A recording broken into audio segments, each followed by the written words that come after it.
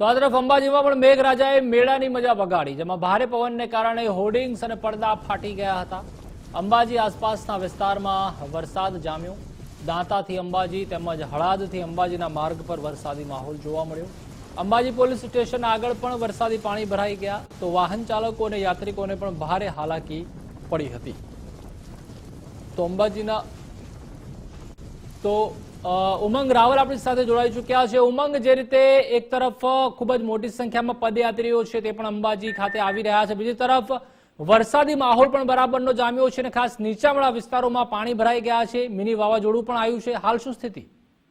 બિલકુલ પ્રતિભા, લગભગ 6 વાગ્યાનો સમય હતો કે અચાનક જ કાળા ડિબાંગ વાદળો છે અંબાજી વિસ્તાર અને અંબાજી મંદિરને ઘેરી વળ્યા હતા અને ધોધમાર વરસાદ જે પડ્યો હતો, જેના કારણે આ પોલીસનો મેઇન કંટ્રોલ રૂમ થી લઈ અને અંબાજી ગબ્બર, અંબાજી મુખ્ય મંદિર અને જે અંડરગ્રાઉન્ડ જે રસ્તો જે છે અંબાજી મંદિરની નીચેથી જે પસાર થઈ રહ્યો છે, કે જ્યાંથી પગપાળા લોકો જ્યાંથી પસાર થતા હોય છે, ત્યાં આગળ લગભગ ઈડી સમાણા પાણી ભરાયા હતા અને ભારે પવન ફૂંકાયો હતો, જેના કારણે જે ટેન્ટ બાંધવામાં આવ્યા હતા, જે ટેમ્પરરી કેમ્પ બાંધવામાં આવ્યા હતા, તેમના જે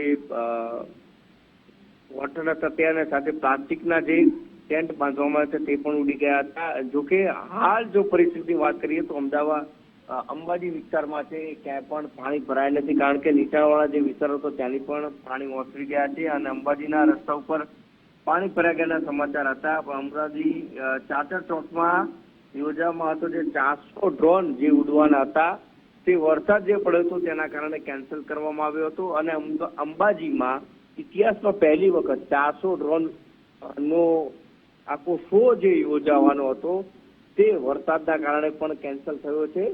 જોકે હાલ અંબાજી અને મુખ્ય મંદિર જે છે અને આ મુખ્ય વિસ્તાર જે છે ત્યાં વરસાદે વિરામ લીધો છે।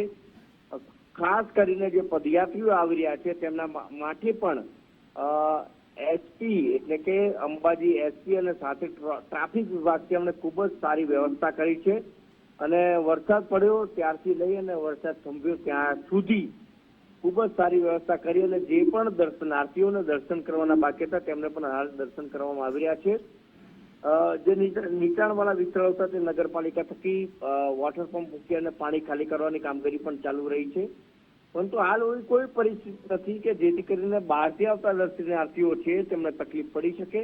ખૂબ જ સુમેળ ભર્યા વાતાવરણની અંદર અંબાજી પ્રશાસન તંત્ર થકી મા અંબેના કે જ્યાં 51 શક્તિપીઠમાં હૃદય જ્યાં વસે છે આદ્યશક્તિ અંબાનું, ત્યાં આગળ દર્શન કરાવતા દર્શનાર્થીઓ કોઈ પણ પ્રકારની તકલીફ પડે તે પણ કોઈ પણ પ્રકારની તકલીફ ન પડે તે માટે પ્રશાસન ગોઠવાયેલું છે અને તે તમામ પ્રક્રિયા માટે પ્રશાસન પણ સંપૂર્ણ તૈયારીની અંદર હાજર છે।